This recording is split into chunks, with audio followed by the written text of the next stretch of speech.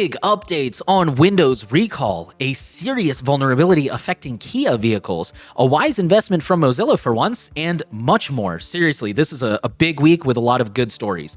Welcome to Surveillance Report 197, where we are dedicated to keeping you private and secure with the latest news from the past week. I am Nathan from The New Oil. And I'm Henry from Techlore. And our sponsor this week is again JMP Chat. So for those who are not familiar, JMP is a fully FOSS, as in free and open source service that provides phone numbers. Just to be clear, free as in you can take it, you can fork it. The software is open source, not free as in no charge. There is some overhead to this service. These people need to keep the infrastructure running, and hence that's what the cost goes towards. You can do everything that you would expect with a normal phone number: SMS, MMS, short codes. It's not just your typical voice over IP service. It uses standard technology and readily available protocols, so you are not locked into a single operating system or even a single app. There is an officially sponsored app for Android called Chiagram, which is a great place for most people to start if you have access to an Android device, but you can use it on desktop, you can use it on iOS, Windows, Mac, Linux. It's very flexible. It is a pay-as-you-go service that respects your privacy, and they even accept Monero. They have recently released their eSIM adapter, which allows anyone to use eSIMs on any device using only FOSS software again. Or again, you can move eSIMs between devices, which is really great because a lot of people in the privacy community use eSIMs as a data-only plan, and that is exactly what this caters to. So very useful stuff. We are really big fans of JMP Chat here, and we are super grateful for them for sponsoring the podcast and keeping us going.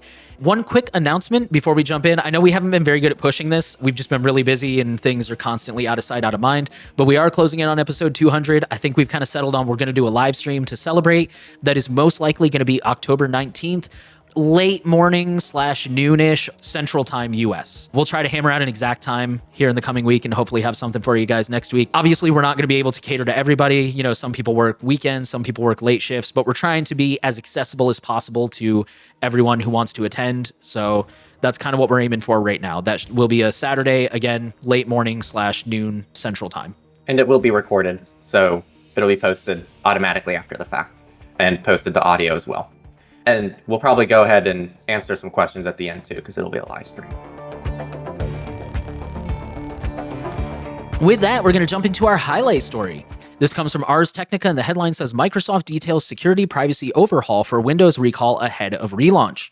For those of you who may be just joining us or haven't heard of this, earlier this year, Microsoft announced they were going to be releasing this product called Recall. The idea was that as you use your computer, it will automatically take screenshots of whatever you're doing and then store it and add some AI features so you can easily search through old things you did on your computer. So one of the examples they gave is if you saw something on an online shopping website, you could ask Recall like, hey, where was that, those shoes, those green shoes I saw that I really wanted to buy or something.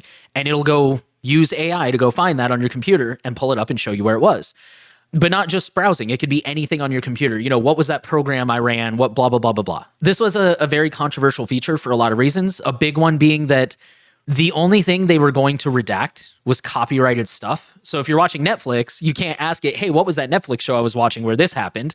But you can totally ask it, what was my password to log into my bank? There were also a lot of security concerns. Like at the time, anybody could access it. Like even other users could access other users of the same device, which is not cool if you have like a shared computer, like a family computer or something. And at the time, there was going to be no way to uninstall it. Just a lot of concerns. Microsoft got a lot of backlash for this feature, and they pulled it back and said, hey, we're going to rework this. We're going to try to fix it, and then we'll re-release it when it's ready.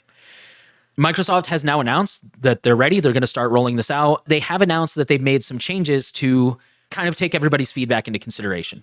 So let me go ahead and quote the article.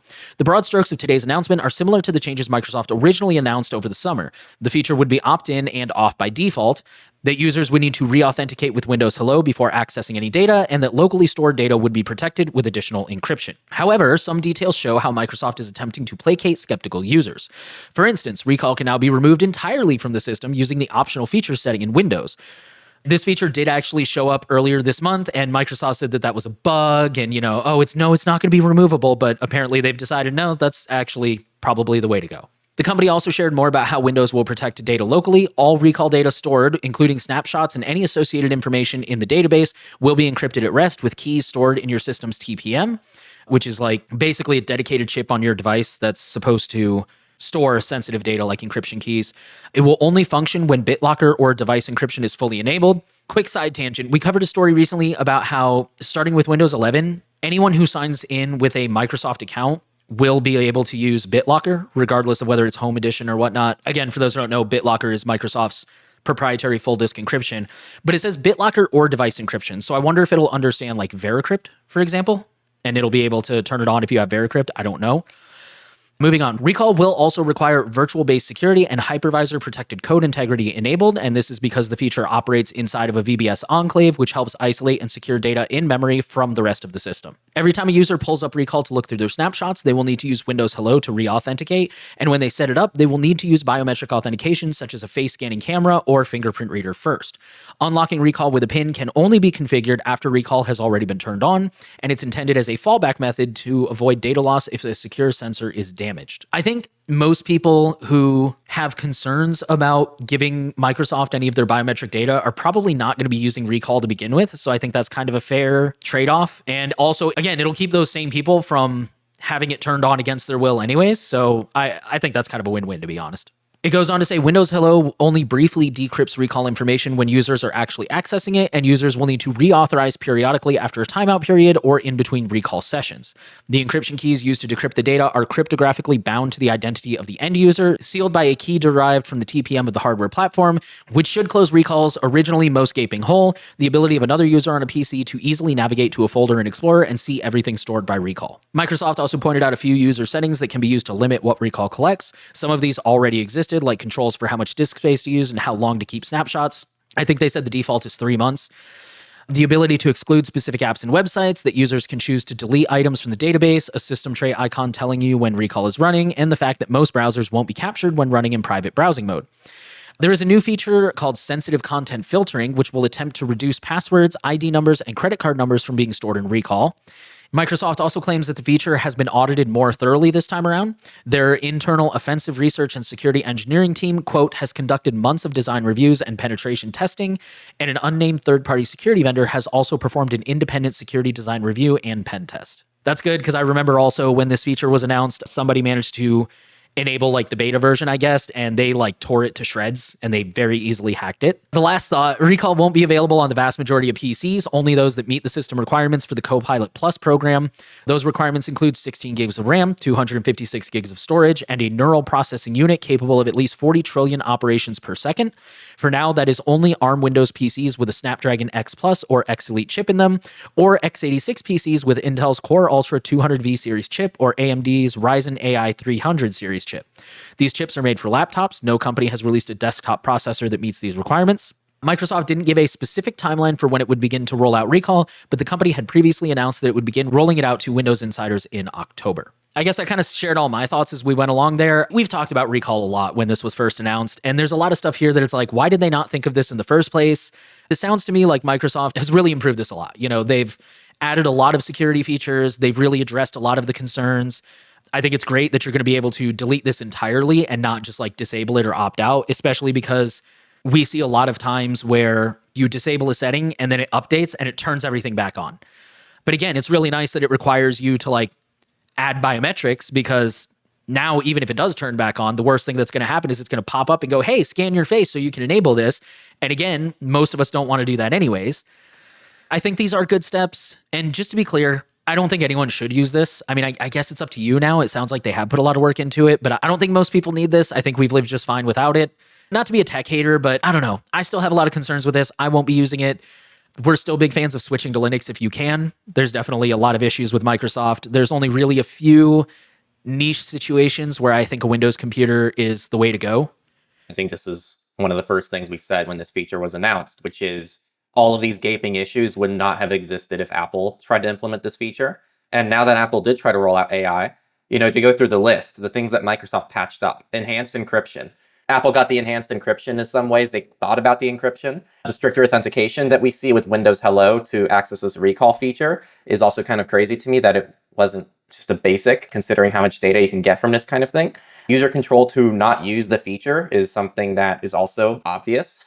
And then security audits as well. I mean, Apple, when they released their AI thing, I think they roll it out with the ability for third parties to be able to analyze these servers to make sure they actually are end-to-end encrypted.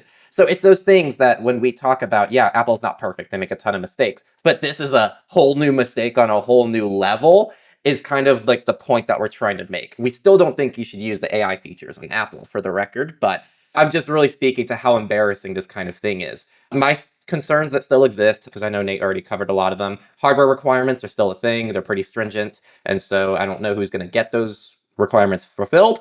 I don't know the effectiveness of the sensitive content filtering thing. It sounds great in theory, but how many Microsoft products have we used that work the way they are intended to work? So I don't know how effective this tool is going to be at recognizing passwords in every different browser. And what if a different website implements passwords in a different way? Or what if there's something that you consider sensitive info that the operating system doesn't? I just think of all of my awful experiences with Windows, and I can't imagine Windows intelligently figuring out what sensitive data I want to be kept sensitive.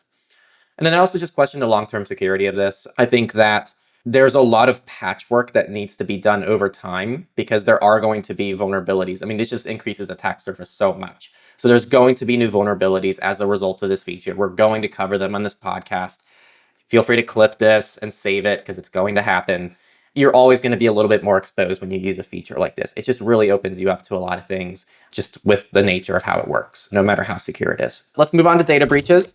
U.S. government agency CMS says data breach impacted 3.1 million people. If you don't know what CMS is, which includes me, it's the Centers for Medicare and Medicaid Services, and it's a federal agency within the HHS that administers the nation's major healthcare program, including Medicaid and CHIP. It oversees the program to ensure they meet federal standards, provides funding support, enforces policies and regulations, monitors quality and costs, and helps regulate the Affordable Care Act. What the attackers stole was the data after breaching the Wisconsin Physicians Service Health Insurance Corporation, which provided Medicare administrative services. This is from the Move It breach. So it's included who are people who were deceased or had their data collected as part of CMS duties, even if not beneficiaries. So for people who were impacted, this includes social security numbers, individual taxpayer identification numbers, date of births, mailing addresses, gender, hospital account numbers, date of service, and Medicare beneficiary identifiers and or health insurance claim numbers. And of course, to solve all these problems, they've given you 1 year of Experian monitoring. A major private music torrenting site suffers massive peer scraping attack. Orpheus Network, a popular and private music torrent tracker, experienced a massive peer scraping attack that may have exposed the IP addresses, files shared, and other information about users earlier this month. Site administrators told its roughly 19,000 users. The attack is notable because it comes against a private torrent tracker that requires users to be invited or to pass through an interview process. A moderator told 404 Media that site management believes the attack was the work of a single person, and in its message to users, the site said it believes their motive was to get access to torrents en masse, not to identify users. Meta was fined over $100 million for a 2019 data breach that we covered, where they exposed hundreds of millions of Facebook passwords. The GDPR was used by the DPC, which is the Data Protection Commission of Ireland. They were notified that hundreds of millions of users' passwords had been stored in plain text on their servers, and this security incident is a legal issue in the EU because the GDPR requires that personal data is appropriately secured, and after investigating, the DPC has concluded that Meta failed to meet the block's legal standard since the passwords were not protected with encryption. It created a risk as third parties could potentially access people's sensitive information stored in their social media accounts. We're now going to move on to companies. Telegram now shares users' IP and phone numbers on legal requests. According to a newly updated privacy policy announced by Pavel Durov on Monday, who is the CEO for those who don't know, Telegram will comply with such requests only after receiving a valid court order confirming that a user is a suspect in a criminal case that breaches the platform's terms of service. Previously, Telegram's policy limited sensitive user information sharing to cases involving terror suspects. If any data is shared, Durov says, we will include such occurrences in a quarterly transparency report published at t.me/transparency. So at the time this story was posted, the bot was not yet functional. It had a message saying, we are updating this bot with current data. Please come back within the next few days. Quick story, X/Twitter will soon make your public posts visible to accounts you've blocked. Elon Musk is pretty much saying that, let's say I blocked Nate on Twitter. Beforehand, Nate wouldn't be able to see any of my posts on Twitter.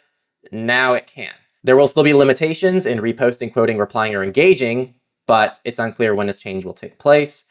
We're going to move into research now. The headline says critical unauthenticated remote code execution flaw impacts all GNU/Linux systems. Quoting the article, a critical unauthenticated RCE vulnerability has been discovered. As per agreements with developers, the flaw, which has existed for over a decade, will be fully disclosed in less than 2 weeks. I did not see an exact timeline or date. A little further down, it says leading Linux distributors such as Canonical and Red Hat have confirmed the flaw's severity, rating it 9.9 out of 10. So this is almost as bad as it gets.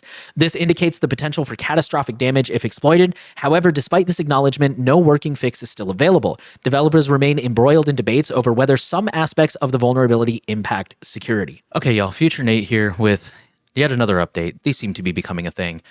Literally the day we recorded, apparently disclosure happened, and this didn't come across either of our RSS feeds, so we missed it, but it is the headline story from the Linux Experiments podcast this week. So we're going to leave a link to that in the show notes. He has a lot more information and a better description, but the short version is apparently this was a CUPS vulnerability. If you know what that is, you know what that is. Apparently it was highly rated because it was remotely executable. It was virtually undetectable. Again, very, very easy to pull off, so it had a pretty high impact. Ubuntu has already pushed out a patch. Fedora, at the time that Nick recorded his podcast, has not, but probably might by now or will any day now. So just as usual, make sure you're checking your updates, keeping your stuff up to date.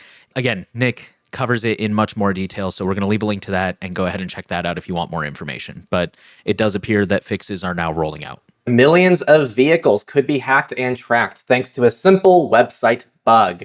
This was a web portal operated by the car maker Kia that let the researchers reassign control of the internet-connected features of most modern cars, dozens of models representing millions of cars on the road. By exploiting the vulnerability and building their own custom app to send commands to target cars, they were able to scan virtually any internet-connected Kia vehicle's license plate and within seconds gain the ability to track that car's location, unlock the car, honk its horn, or start its ignition at will. The group's web-based hacking technique doesn't give a hacker access to driving systems because normally those are kept separate.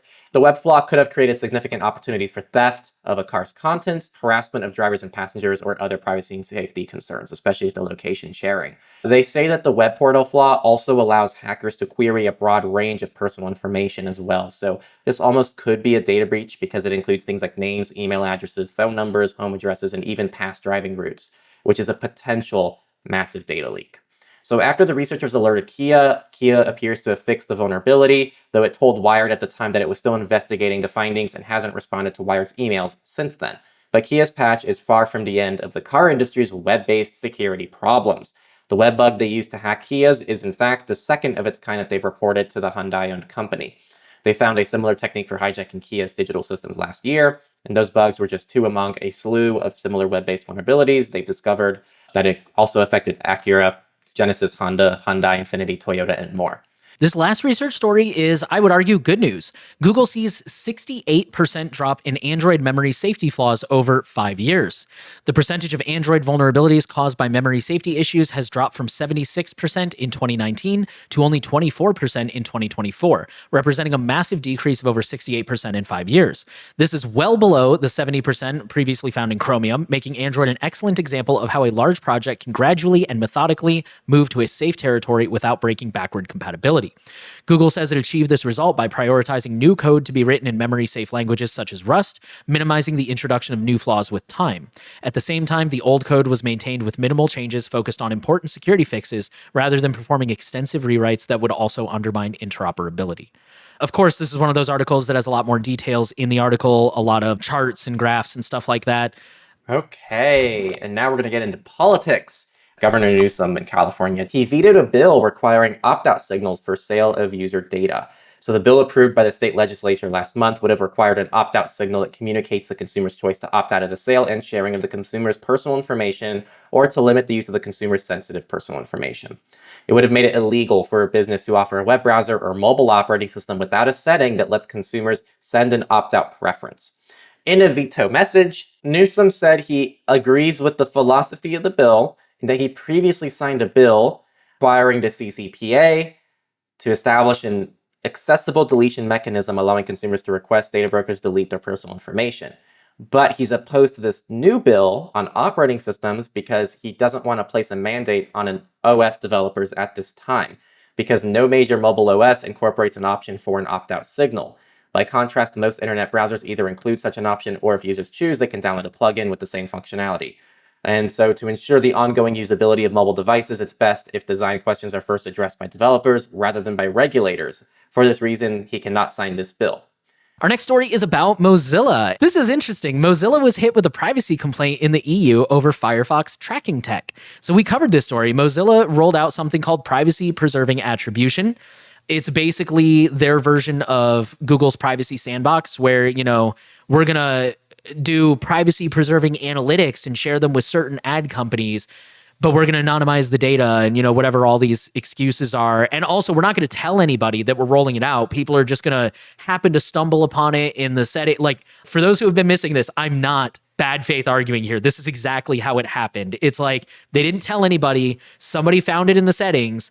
People called them out on it. And they were literally basically like, oh, well, we don't want to ask users to have to make that choice with a pop-up window the way that Brave does, for example. We think that's just too much to ask of users. So instead, we just opted everybody in, but they can go find it in the settings and then turn it off there if they want. But it's totally privacy preserving, even though we just bought an ad company 2 weeks prior to this. We're going to basically anonymize the data and share it with advertisers, which, again, we've covered before that anonymizing the data is arguably not a real thing anyways.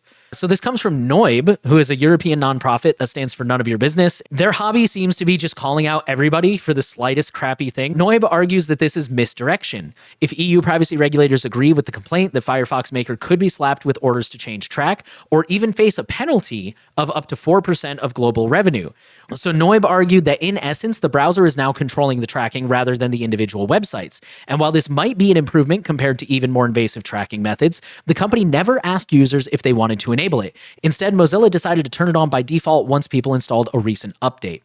Another component of their objection is that Mozilla's move doesn't replace cookies either, because Firefox simply doesn't have the market share and power to shift the industry practices. So all it's done is introduce yet another way for websites to target ads.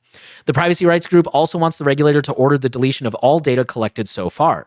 While Firefox users are able to opt out of the tracking, they must take an active step to do so by locating and enabling the relevant setting, which Noib says is tucked away in a submenu. Noib says it's a shame that organizations like Mozilla believes that users are too dumb to say yes or no. Users should be able to make a choice, and the feature should have been turned off by default.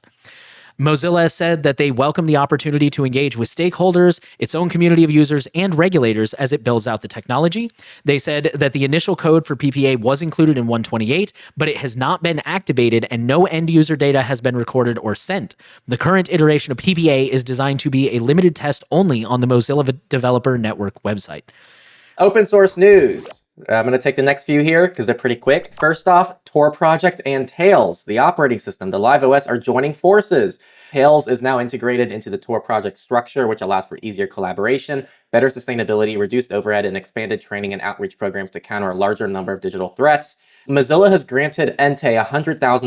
Entei is mostly known for their photos, Entei Photos, but they also have Entei Auth, which is their auth program. They were accepted into Mozilla's Builders Acceleration program, which gets them $100,000. And they are going to use this to promote independent AI and machine learning. And then Mulvad has included data, that's how I say it, to kind of in the audio make people understand it's not D-A-T-A, it's D-A-I-T-A, and it's an acronym. But pretty much this is their defense that we've talked about against AI-guided traffic analysis, now available on iOS. So their VPN on all desktop platforms already supports data, but they've now expanded this to iOS.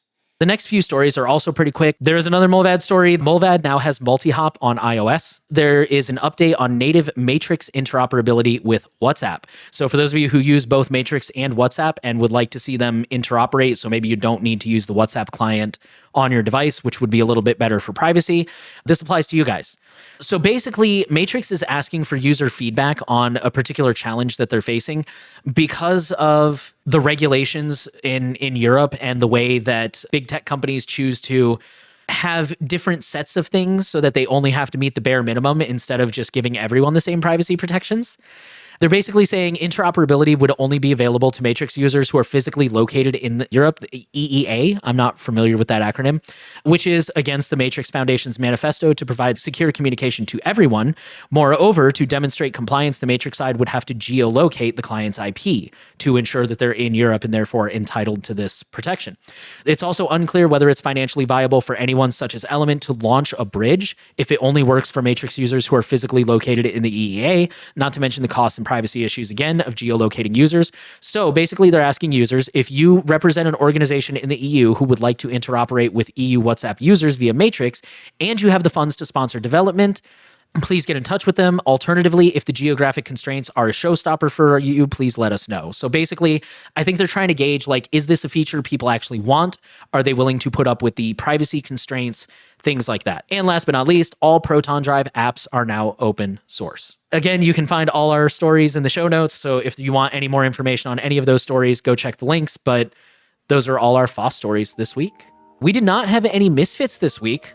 Therefore, that is all our stories. We had big updates on Windows Recall. Sounds like they're fixing that and improving it for the better, which is great. We had a serious vulnerability affecting Kia vehicles. Thankfully, that also sounds like it has been updated. But yeah, as these cars continue to be computers on wheels, as many have referred to them, there's definitely a lot of concerns there to keep yourselves updated on. A wise investment from Mozilla for once. Actually, a lot of really great FOSS news this week. And much more. There was a lot going on this week. Not a lot of stories, but just a lot of stories worth paying attention to, I think. So again, we want to give a shout out to our sponsor, JMP. And again, for those who are not familiar with them, that is a fully open source, free and open source service providing phone numbers, not free as in beer, but free as in free speech or freedom. So there is a cost to run the service, to fund development, things like that. But it is money that is going to a great project that does not try to lock you in. Again, it is available for multiple operating systems, devices. The official app is Android, Chiagram, but there is, again, iOS, there is PCs. I think there's even a web client, like some of them. It's all, again, built on standards and protocols, not on apps. So they're trying not to lock you into any particular system. These are fully functional phone numbers. They do SMS, they do MMS, they do short codes. So everything you would expect from a regular phone number. Pay-as-you-go data that respects your privacy. For example, they do accept Monero, so they are really trying to be privacy friendly. And again, they are eSIM friendly. They have an adapter so that you can move eSIMs between devices, which again is really useful because a lot of people in the privacy community use data-only eSIM plans. So thank you again to JMP. And again, please check them out. Support the companies who support us because we are very grateful for them keeping surveillance report going for all of you.